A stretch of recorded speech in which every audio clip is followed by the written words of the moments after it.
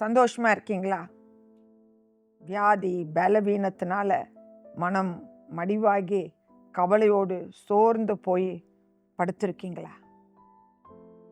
எத்தனையோ பேர் ஹாஸ்பிட்டலில் கூட வியாதி நிமித்தமாக என்ன செய்வதென்று தெரியாதபடிக்கு வேதனையோடு இருக்கீங்களா?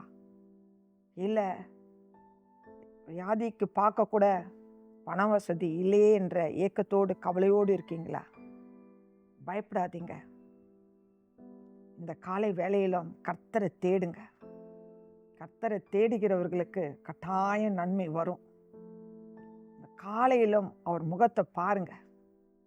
உங்கள் வாழ்க்கையில் இருக்கிற கவலைகள் மாறும்.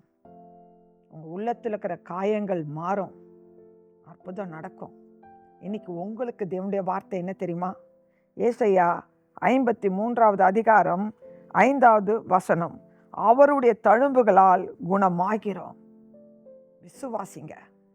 நீங்கள் விசுவாசிட்டீங்கன்னா அவருடைய தழும்பு நிறைந்த கரம் இந்த காலை வேளையில் உங்கள் மேலே வந்து அமரும் என்பதில் சந்தேகம் இல்லை. உங்களை தொடும். விசுவாசத்தோடு உங்கள் வியாதி படுக்கையில் இருக்கிற ஒவ்வொருவரும் பாரத்தோடு ஜெபம் பண்ணுங்க. ஜெபிக்கும் போது கர்த்தருடைய இரக்கம் வரும், தயவு வரும், மனதுருக்கம் வரும். பயப்படாதீங்க. எந்த வியாதியாக இருந்தாலும் இயேசுவின் நாமத்தினால இந்த காலை வேளையில யாரெல்லாம் இந்த சத்தத்தை கேட்கிறார்களோ சுகம் உண்டாவதாக. இயேசுவின் நாமத்தில், ஏசப்பாவுடைய நாமத்தில் பலம் இருக்கு. ஏசப்பாவுடைய தழும்புகள்ல சுகம் உண்டு. கர்த்தர் உங்களை சுகமாக்குவார். நானே பரிகாரியாய் கர்த்தர் சொன்னாரே, உங்க வியாதியிலிருந்து நீங்க சுகமாய் இருக்கும்படி கர்த்தர் உங்களுக்கு உதவி செய்வாராக. கர்த்தருடைய தழும்பு நிறைந்த கரம் இருக்கிறது. பயப்படாதீங்க.